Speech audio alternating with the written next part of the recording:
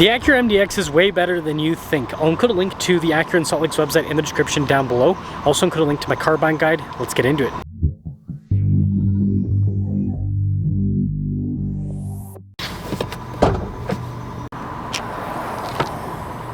Under the hood we have a 3.5 liter V6 that goes through a 10-speed, fuel economy is 19 around town, 25 on the highway, with power outputs being 290 horsepower and then 267 pound-feet of torque. I'm trying to hit 500,000 subscribers before the end of the year. I'd really appreciate it if you'd help out with that.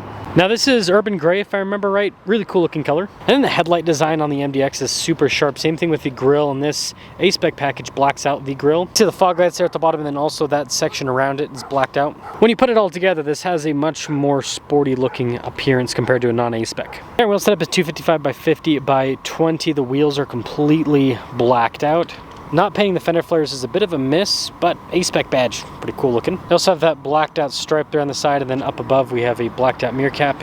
So other than the fender flares and a little bit of body work, the contrast is cool looking. When it comes to key fob features, we've got our lock and unlock function, you've got your remote start, that's the opening for the hatch, and then, almost lost the key fob there, Acura logo on the back.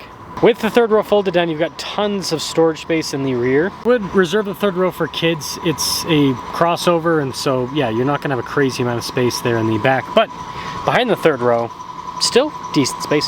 Finally, we do have a 12 volt here in the back, and then you've got the close button for the hatch. And bada bing, bada boom. Very sharp looking taillight design MDX badge there below. I do think they should have blacked out a few of the badges on this now that I think about it. Cool looking exhaust tip covers there at the bottom. Anyways, that's the exterior. Let's now check out the interior. Got this sunshade here for the rear passengers, and the nice trim on the door panel with that red stitching to contrast. More of that red stitching on the seats. Actually has a pretty fancy design down the center section. Now I feel like the seats are a little bit low, so my feet and knees are kind of pushed up a little bit. Not too bad though. Do have my own climate zone in the rear, heated seats, vents, and then below that you can see little charging ports with the outlet. Headroom in the back is good too. Keyless entry was also in the back, by the way, but anyways, let's pop inside. Blind spot monitoring with the mirrors. We also have memory seat functionality, kind of hard to see on camera. The mirrors do power fold in, and nice door panel just like the back. Red stitching here on the front seat, cool pattern there. And then you can see the adjustments on the side with the lumbar support. Front passenger also has the power adjustments and then the lumbar support. Nice finish on the pedals, and then off to the left-hand side of the steering wheel, you've got controls for like the heads-up display, your safety tech, shortcut button, stability control, parking sensors too. Let's fire her up. Nice trim all around the steering wheel. You got that perforated trim so you can get a better grip. Practical controls here on the front for the adaptive cruise control and lane centering, paddles on the back, and then on the left-hand side of the steering wheel, you got your heated steering wheel function, voice command, volume controls too. Digital gauge cluster, you can change the information that's displayed on either side depending on what you want to see, and then it will also change a little bit with the drive modes, so depending on which mode you have selected will determine how the gauge cluster appears. And then here's a quick look at that itty-bitty heads-up display. This also comes with a 360 camera system, decent resolution for the most part. And then this infotainment system is newer for the MDX. It's a touchscreen, it has Apple CarPlay and Android Auto. It's quick to respond. It does have that tablet appearance on the dash, but it gets the job done. Dual zone climate controls below. We also have heated, ventilated, and massage seats for the front passengers, physical buttons for all of them. You can see the drive mode select dial there in the center of that whole area. Auto stop start, you can turn that off if you want. You got your brake hold, and then this is just a little USB port. And yeah, you probably noticed for the transmission select, radio control just behind that. We also have our phone charging pad with some cup holders next to it. Center console, which is got like a double setup, USB ports inside, but nice trim there on the top. Speaking of nice trim, look at the trim across the dash. And then we do have a panoramic sunroof in this model. 2026 A-Spec. 70,850. Let's see how this performs. Well folks, let's see how the A-Spec performs. I did a 2026 MDX already, but that was the non-A-Spec. It's had similar features, but I think the A-Spec's the one that most people want if they're gonna go for the regular MDX and not the Type S, just because the cool looks. But yeah, I really like the only thing that I think is amiss on this car is honestly the fender flares. Like, they paint them on the ADX, Mazda paints fender flares on the CX-5, and obviously like different cars in this, but still the point I'm trying to make is there are cars that are less expensive than this to have painted fender flares. So Stop being stingy. You can't be stingy in today's world. Now this powertrain is wonderful. Very, very smooth. I think it's kind of underrated in a lot of ways. I guess this person's just crossing, so we'll just let it happen. Anyways, I think it's kind of underrated in many ways because the 10-speed smooths things out wonderfully, and you pair that with a naturally aspirated engine where you get that nice linear power. It's wonderful. It's a nice combination. It does quite well. Over the bumps and everything, it's comfortable. This is a nice ride. Getting a massage right now too. I mean, come on, what more could you ask for? Heated, cooled, massaging seats. I mean, that is like, that's everything you want.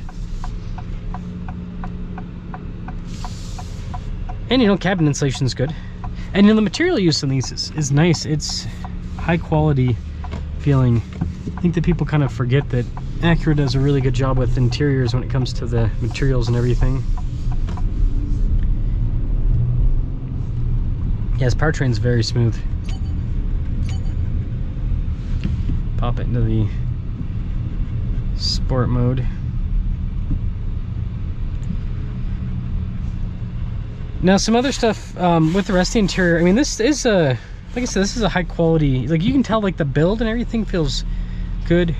I think these are built in the US if I remember right. This is one of the few cars that's built in the US that actually feels like it's got really good build quality, which is impressive. And it's a funny thing that like an automaker that's not based in America, that builds cars in America, somehow builds better cars in America than American automakers. Go figure, right? Go figure. Yeah, I like the steering too. I think that's also great. It's light, it's direct. I mean, I like that. That's smooth. You get smooth NA power. It's really solid, guys. It's really solid. So, MDX, the regular MDX. I'll get you guys a Type S review, of course. But this is a nice car. It's got comfortable suspension, comfortable seats, massage seats. It's got all the features you want. $70,000 is a lot of money. I think the biggest thing that Acura struggles with, because I think people would be willing to pay the money if they saw Acura as with more prestige. I think it's the one thing that Acura struggles with. In my personal take, I think that Acura should, like, I think it's okay to have these luxury features, but honestly, I think that Acura should either go all in on luxury if they want to do that, which I don't think is a good idea, personally. What I really think they should do is all in on sportiness. Like, they should just have the most, like, don't get me wrong, the Type S is a cool car, but like, all their powertrains should just be like crazy. That's what they should do. You know, leave the boring economical powertrain, and this is not a boring powertrain, it's a V6, but anyways, leave the boring economical powertrains to Honda, and then Acura be the fun sporty division, right, that just does crazy stuff. Like, throw a V8 in the MDX. Like, why not? It's stupid, but you know, I think that's what they should do. And then they kind of could create I don't know, they could create a client based off of crazy, sporty, reliable cars.